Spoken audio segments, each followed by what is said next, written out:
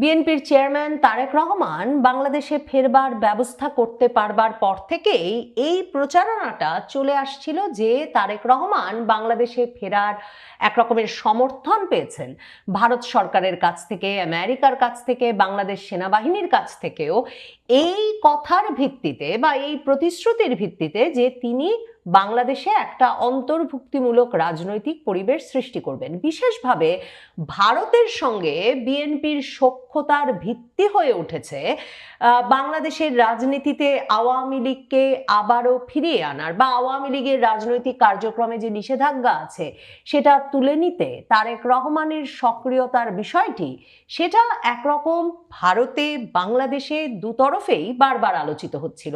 তারেক রহমানের বিরুদ্ধে নির্বাচনী প্রচারণার সময়, মানে জামায়াতে ইসলামী তাদের মূল প্রতিদ্বন্দ্বী, তার নেতা সৈয়দ মোহাম্মদ তাহের তো বিভিন্ন নির্বাচনী প্রচারণায় বলেই বেড়াচ্ছেন যে ভারতের সঙ্গে 3 চুক্তি করে তারেক রহমান বাংলাদেশে ফিরেছেন। তার প্রথম চুক্তিটি হচ্ছে এই যে তিনি বাংলাদেশে ফ্যাসিবাদীদের পুনর্বাসন করবেন, মানে বাংলাদেশে তিনি আওয়ামী রাজনীতির আবারও প্রবেশাধিকার দেবেন, তাদেরকে পুনর্বাসিত করবেন।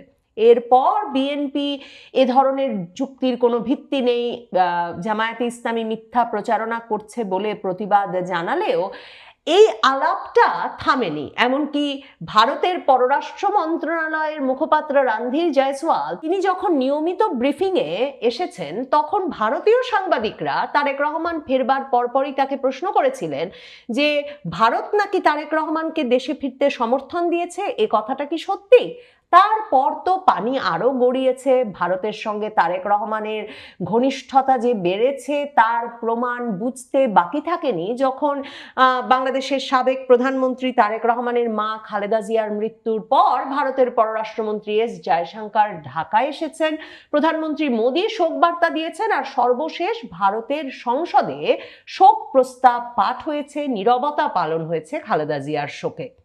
এই সব মিলিয়ে ভারত আর তারেক রহমানের ঘনিষ্ঠতা নিয়ে যেমন নির্বাচনের হাওয়ার মধ্যে আলাপ বেড়েছে, সবচেয়ে বেশি যে আলাপ বেড়েছে সেটা হচ্ছে এই ঘনিষ্ঠতার মূল ভিত্তি হয়ে আছে তারেক রহমান আওয়ামী লীগের রাজনীতিকে বাংলাদেশে ফিরিয়ে আনবেন।